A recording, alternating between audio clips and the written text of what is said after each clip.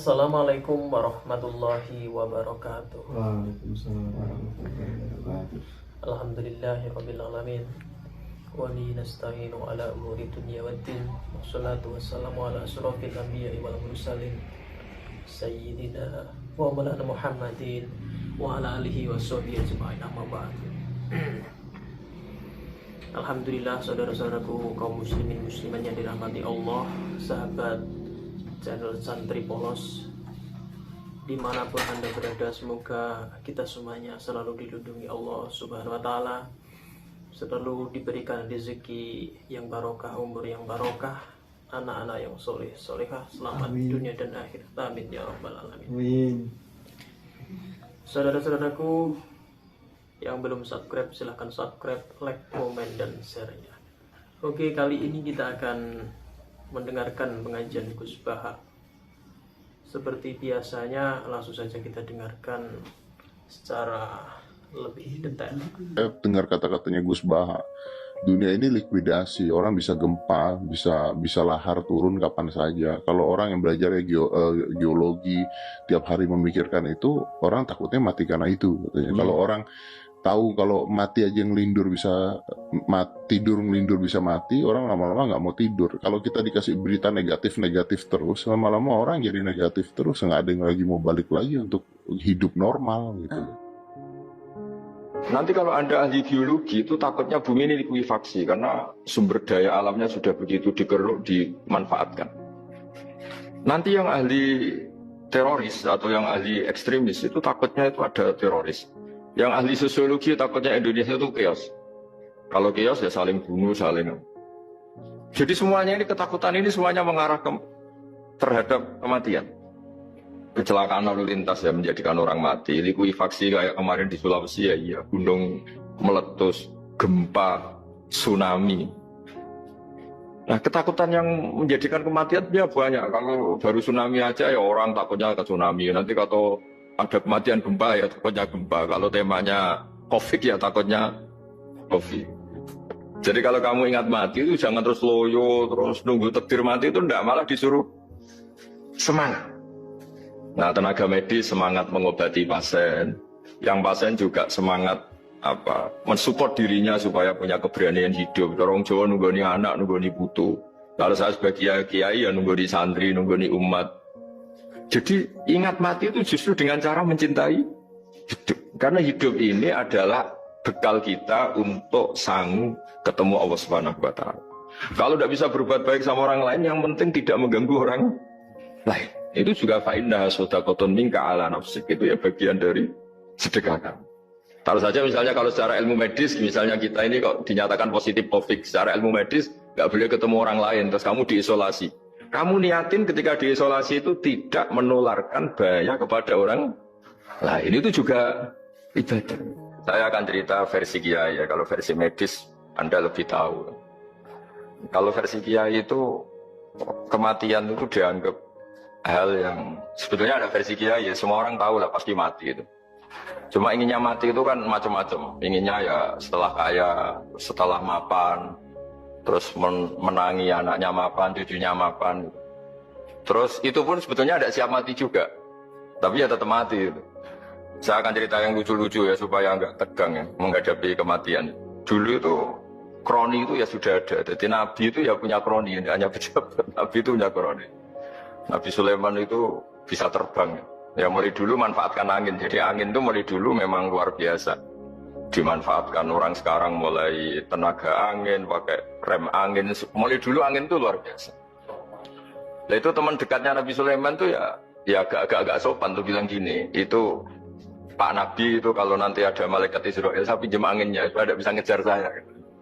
Jadi mulai dulu tidak hanya pejabat, Nabi pun ya punya teman yang agak-agak gimana. Suatu saat malaikat Israel disuruh nyabut orang, misalnya namanya siapa lah. Nanti saya sebut ada yang tepaan sama nanti tersinggung, misalnya siapa gitu. Yang jelas namanya ada Agus dan Bambang karena bahasa Arab. Orang ini cabut di India. Nabi Sulaiman kira-kira ya di Palestina kira-kira. Si orang ini ternyata di dekat Nabi Sulaiman. Nah kata Nabi itu Nabi itu kan orang hebat lah, sehingga malaikat ya kadang silaturahim ke para nabi. Israel sendiri ya kadang-kadang silaturahim ke para nabi. Silaturahim yang paling nggak disukai ya silaturahimnya malaikat Israel. Datang ke Nabi Sulaiman, sebenarnya niatnya silaturahim. Ternyata ketemu orang itu, kaget malaikat. Waduh, ini gimana ini? Kok saya disuruh nyabut di India, kok orangnya di Palestina? Nabi Sulaiman kira-kira di kawasan Palestina, di wilayah yang katanya Israel itu. Kaget malaikat ini, katanya disuruh nyabut di India, kok ada di sini. Nah si Kroni ini, si orang yang itu, melihat malaikat Israel, entah kenapa kok dia bisa melihat itu. Mungkin punya kekuatan tertentu karena dekat Nabi. Kaget dia.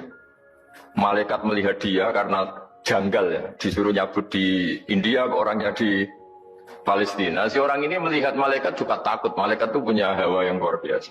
Akhirnya bilang ke Nabi Sulaiman, ya Nabi Allah tolong pinjemin saya angin untuk saat ini juga saya bisa terbang ke India. Dipinjemin sama Nabi Sulaiman. Akhirnya orang itu sampai ke India. Terus malaikat senyum, seneng dia. Wah ini sesuai protokol. Karena andai kan orang itu tetap di situ, malah malaikat gak berani ngambil karena prosedurnya harus ngambil di India. Jadi andai kan dia tetap diam di situ, sebenarnya malah gak masalah karena gak sesuai apa? Panduannya harus karena dia terbang di India, malaikat itu nyusul ya terus diambil karena sesuai apa? Saya kan memang dipesenin untuk memperkuat nakes, teman-teman semuanya lah pasien.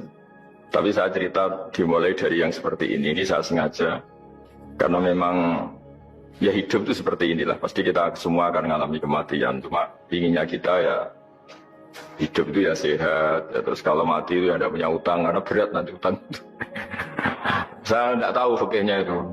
Kalau utang pribadi itu hisabnya berat. Kalau utangnya lembaga itu gimana ya?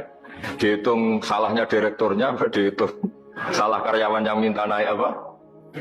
Gaji. Saya tidak tahu kayak utangnya Indonesia itu yang disalahkan itu menterinya apa presidennya, apa yang selalu mengajukan gaji 13. Tidak tahu itu karena di kitab tidak dibicarakan, yang dibicarakan utang-utang apa. Nah singkat cerita itu kalau ngadepin kematian atau sebenarnya yang ngadepin kehidupan juga kita ini. Inna sholati wa nusuki wa mahyaya wa mamati lillahi rabbil alamin. Saya bicara ilmunya kiai. Misalnya si A itu sebenarnya sudah ditulis dia mati karena kecelakaan. Yang satu ditulis mati karena sepuh, karena tua. Yang satu mati karena tersedak. Yang satu mati karena ngelindur. Mungkin yang satu mati karena tenggelam. Laqad kunta fi ghaflatin min hadza fakashafna ankal ghita'aka fabasurukal yauma hadid. Manusia ketika di dunia itu dianggap tidur. Tidur itu dengan tanda kutip itu bodoh. Bodoh itu tidak tahu. Fakashafna angkal ghita'aka. Nanti setelah kamu mati itu pinter. Tapi ketika Anda pinter sudah meninggal, sudah tidak bisa memperbaiki kesalahan-kesalahan kita. Nah di sini saya ingin mengingatkan apapun kondisi kita, yang jelas itu ingat selalu kepada Allah Subhanahu wa taala.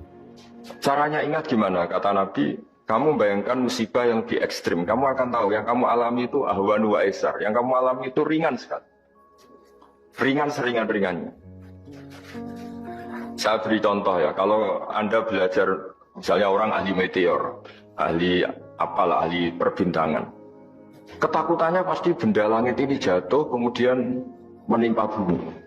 Nah ketakutan yang menjadikan kematian dia banyak. Kalau baru tsunami aja ya orang takutnya ke tsunami. Nanti kalau ada kematian gempa ya takutnya gempa. Kalau temanya COVID ya takutnya COVID. Terus kalau ada tetangga mati karena ngelindur ya baru gue kira nak turu hati-hati nggak nak mati ngelindur. Nah masalahnya kan kita tidak tahunya itu. Ya tadi takutnya COVID ternyata catatannya itu mati kecelakaan. Takutnya kecelakaan ternyata matinya itu ngelindur. Kan kita tidak pernah tahu. Dari tidak pernah tahu itu kemudian agama datang dengan anjuran sudahlah kamu tawakal bahwa semua urusan kamu di tangan Allah Subhanahu wa taala. Inna sholati wa nusuki wa mahyaya wa mamati lillahi rabbil alamin la syarikalah. Yes, ibadah kita, sholat kita, hidup kita, mati kita semua di tangan Allah Subhanahu wa taala. Sehingga dengan berpikir begini ini melihat COVID itu ya kayak melihat potensi kematian yang lain, kayak karena gempa, likuifaksi, kecelakaan, karena ngelindur, karena macam-macam. Kenapa saya membuat atau menyarankan ya supaya orang berpikir demikian, supaya bersyukur bahwa kita ini dihimpit, disekelilingi penyebab kematian tadi. Kalau kita ahli meteorologi mungkin takutnya itu asteroid jatuh, terus kemudian meteor jatuh yang nggak habis digesek oleh sistem alam, terus macam-macam. Yang ahli gempa juga takutnya gempa, yang ahli tsunami takutnya tsunami, yang ahli sosial takutnya Indonesia chaos, kemudian saling apa? Bunuh, saling apa dan sebagainya dan sebagainya. Nah dengan keadaan seperti ini kita ini baik sekali. Bukan sekedar baik, baik sekali. Kita tidak mengalami chaos sosial, kita tidak mengalami likuifaksi, kita tidak mengalami benturan benda langit di bumi kita. Karena itu sekali terjadi, bukan 1-2 lagi, tapi habis seluruh Indonesia, mungkin seluruh dunia. Nah di sini cara Allah membuat kita selalu bersyukur bahwa hal-hal itu tidak terjadi. Jadi ada sebuah ayat yang Allah selalu mengingatkan, Aamintum man fis sama ayakhsifa bikumul ardo fa idza hiya tamur. Kamu boleh sekali-kali berpikir, bumi ini justru potensinya itu likuifaksi, potensinya itu hancur karena di bawah itu ada magma, ada minyak, ada macam-macam. Ini kan di bawah ini kan ngerongkong cara Jawa itu karena diambilin terus. Pira-pira diambil yang ini ya ono masih bisa dipakai. Belum sistem bumi sendiri, wafil arti kita mutajawirat, bumi sendiri itu berubah lempengan-lempengan. Setiap saat itu potensinya geser, sekali geser ya jadi gempa itu. Terus belum benda langit yang potensinya juga jatuh, sekali jatuh ya habis. Jadi yang kita ini dikepung sekian potensi yang bisa menghancurkan kita. Tapi nyatanya, mulai Nabi Adam sampai sekarang itu ada kehidupan, ada khayal. Sing Joko yang kepengen payu rabi, mungkin sing wis payu rabi yang mbok kepengen mbok raro. Macam-macam lah. Tapi yang jelas itu wong dikepung kematian kok ya khayalnya masih tinggi gitu. Tapi ini saya cerita supaya orang Indonesia itu ngerti lah bahwa yang ngepung kita itu tidak hanya COVID. Ta'addadatil asbab wal mautu wahidu. Sebab kematian bisa macam-macam, tapi kesimpulannya tetap saja namanya mati. Saudara-saudaraku, syukur alhamdulillah kita baru saja menyimak pengajian dari Gus Baha. Semoga ilmu yang kita dapat kali ini benar-benar bermanfaat buat diri kita, anak-anak cucu kita, dan juga buat saudara-saudara kita yang seiman. Terima kasih buat yang sudah menonton sampai akhir. Semoga rezekinya ditambah dan diberikan keselamatan di dunia dan akhir. Amin ya rabbal alamin. Apabila ada kesalahan dari saya, tutur kata yang kurang berkenan, mohon maaf yang sebesar-besarnya. Terima kasih. Ihdinas siratal mustaqim. Wallahul muwaffiq ila aqwamit thoriq. Assalamualaikum warahmatullahi wabarakatuh.